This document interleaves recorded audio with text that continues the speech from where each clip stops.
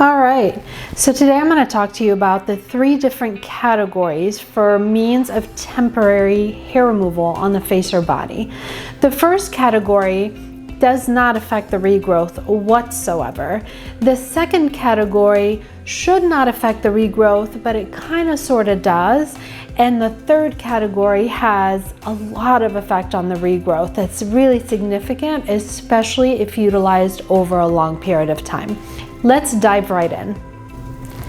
So the 3 methods of temporary hair removal that fall under the first category, where they have no effect on the regrowth of that hair, are shaving, clipping, and cutting. So when we're shaving or clipping or cutting, we are working on the superficial skin. We're not affecting the root of the hair. Therefore, there's no bearing on the regrowth.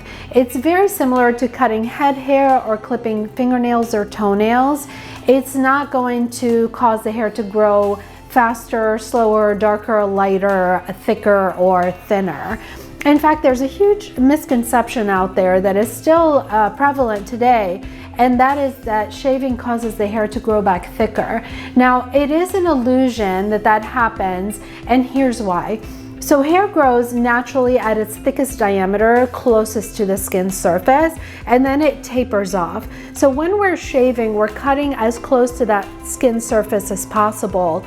The hair is going to grow out at a thick diameter, and it will feel stubby, but it has no bearing or effect on the regrowth whatsoever.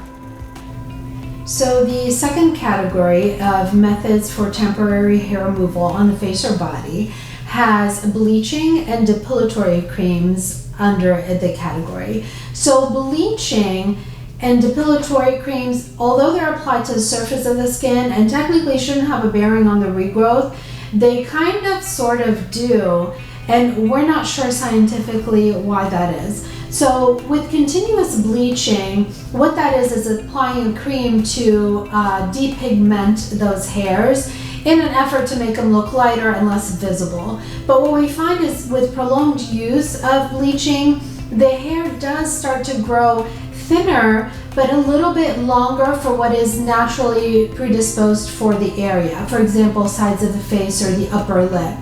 Also, bleaching is continuous bleaching. The skin sees it as an assault because it is a chemical formulation, and it starts to guard against it. So we might see some discoloration in the area. So there is a little bit of an effect there. Now with depilatory creams, what those are chemicals that are applied onto the skin where the hair growth is. And the idea is to chemically decompose the protein that is the hair. But over prolonged use, it is also decomposing the protein that is that superficial skin, which again, then the skin sees it as an assault. And as a trauma response, the skin could darken and it could become sensitized. So we do see those effects on the skin and the hair from that second category of temporary methods of hair removal. So guys, let's summarize the videos about temporary versus permanent means for hair removal. Clipping, shaving, and cutting do not affect the regrowth at all. We did not talk about waxing or threading. We're gonna get there.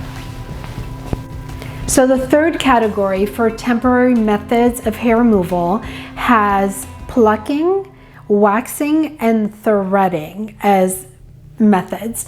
So these, because they remove the hair from the root and it causes trauma in the area, the brain sends messages to go in and heal quickly. So we'll get a surge of blood to the area, delivering oxygen and nutrients, and that then helps grow over time a thicker, deeper, darker, juicier hair.